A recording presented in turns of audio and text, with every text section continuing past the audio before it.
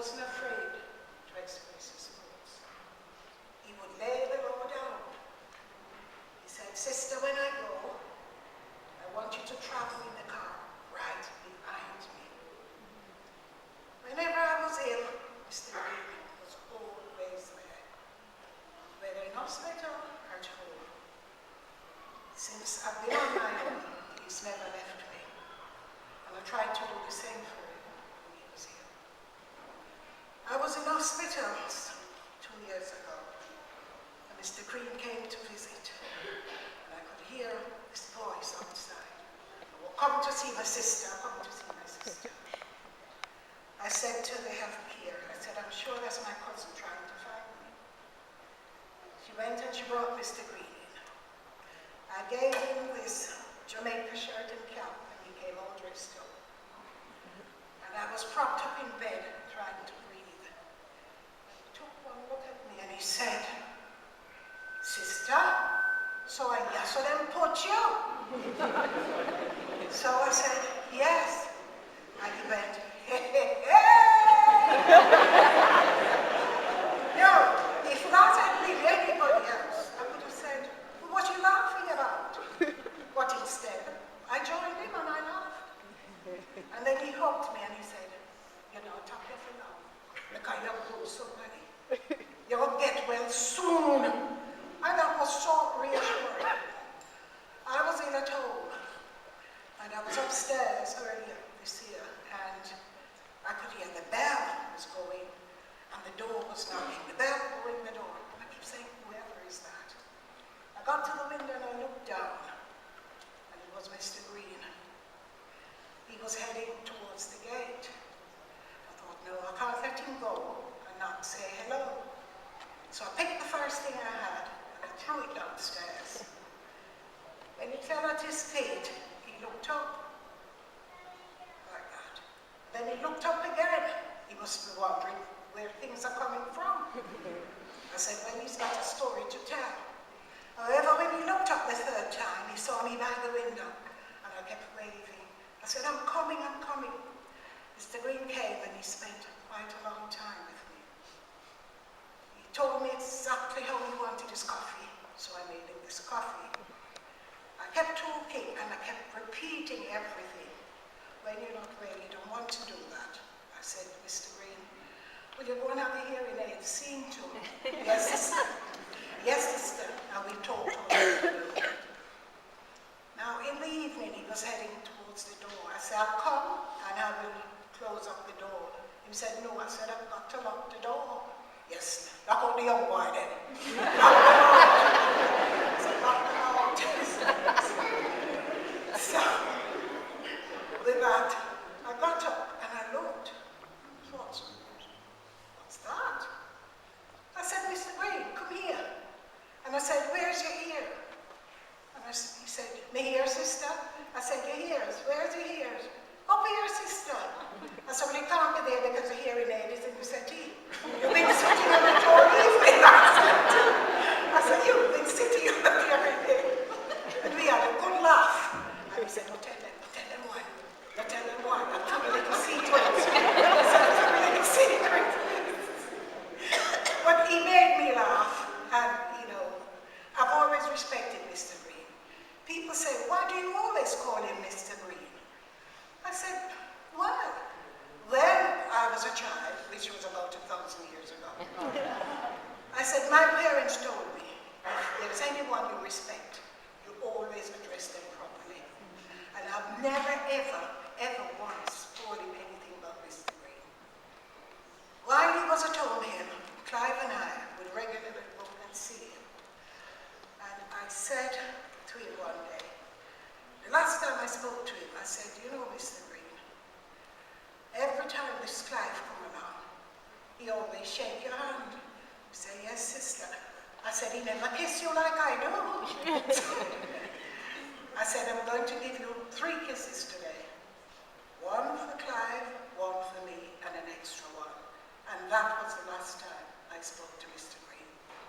Because the next time I went to see him, he was out of it. And that's the way I like to remember him. He was a good man, and he was genuine. And it just reflects when I went home and saw the way he was treated. I said, he had to be a good man. The love and attention and affection he was given in the last few days of his life just reflected everything. He was a good man. I love and respect that man, and I will always continue to do so.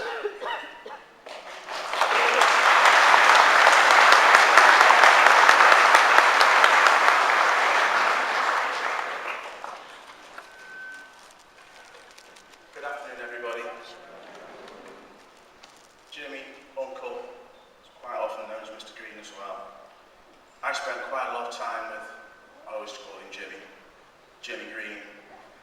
Spent a lot of time with him in his last few days, and throughout the years that I've known him, he's always told me a few bits and pieces about life, how it was back then. So I'd like to take this opportunity today to share with you some of the things, well, one of the things particularly that Jimmy shared with himself. Jimmy always used the same phrase, you can choose your family, but you can't choose your friends. Jimmy chose his friends very carefully, and I'm happy in the knowledge to say to himself that Jimmy chose me as one of his friends. How many times when he met Jimmy's company had been memorised by his enthusiasm when he told stories about his life experiences. I, for one, would always listen to his congratulation as he had a lot to tell, and I'd like to share with you one of his many tales. Most men love their cars, and Jimmy was no different. I think you'll see in the order series this photograph of like one of his first cars.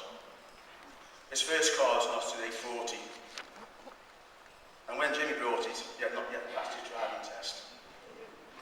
Not wanting to wait too long to have a drive, he asked Mr. Fox to take him for a lesson. Off they went, Jimmy driving, Mr. Fox was in the passenger seats, and things were going really, really well, as Jimmy probably travelled the whole of Stoke-on-Trent. And Jimmy was enjoying his first experience of driving a car. After a while, when his confidence was high and Jimmy thought, there's nothing to this, his confidence was really high and everything was going okay, and then all of a sudden the engine stalled. And this was on a very, very busy main road. Panic. Jimmy was trying to start the car, traffic building up behind him. Several horns started to sound. Jimmy was just getting madder and madder, trying to get the car going, cussing. And then he turned to Mr. Fox, who turned to him and said, hurry up, Jimmy, get the car going up. The embarrassment started to really set in. You can imagine Jimmy and Mr. Fox sitting there like, this car not wanting to move, horns papping, and both looking at each other and saying like, what's going on here? Jimmy gave up. He told Mr. Fox to drive, but of course, Mr. Fox refused. He didn't want to get on the passenger seat with all these horns honking behind him.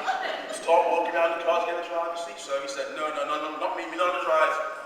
Then he rode. Jimmy eventually got the car going and drove back home. Can you imagine the conversation on the way back? Mr. Fox, Jimmy cussing. Leave that one to yourselves. When they got back, they had to know where to park, so Jimmy not able to park the car in the tight spot, asked Mr. Fox to park the car. Only for Mr. Fox to turn around and say, who, me? Me can't drive. Well, you can hear Jimmy now, can't you? Hey? The stare, get up your car. Jimmy parked the car where he could, locked the car up and left it. After a few days, when looking at his prized possession, eventually the law of driving got the better of him, so Jimmy jumped in the car and started to drive around until he eventually passed his driving test. After one failure, he did pass. Once the accomplished driving, Jimmy put himself up as the unofficial driver trainee for all the West Indian community. And he would say if it wasn't for him, most of the West Indian people in Cobridge would never pass their test. Now, did they? Because, and I told Jimmy, like, you're lucky it was them, because if it was now, I'd lock you up. Because, he will say that how many driving tests he took is nobody's business. I'll let you read into that what you want. One who definitely did passed their driving test was Sister Simpson, and Jimmy would say that she was his star pupil, passing after the first time. And that was Jimmy to a T, always willing and wanting to help somebody. And for me personally, I have to say, Jimmy, the promise I made to you I will keep. The trust you have placed in me, I will honour. And the love you gave to me, I will cherish. I will miss the sweeties you gave me on a regular occasion. God bless. Rest in peace.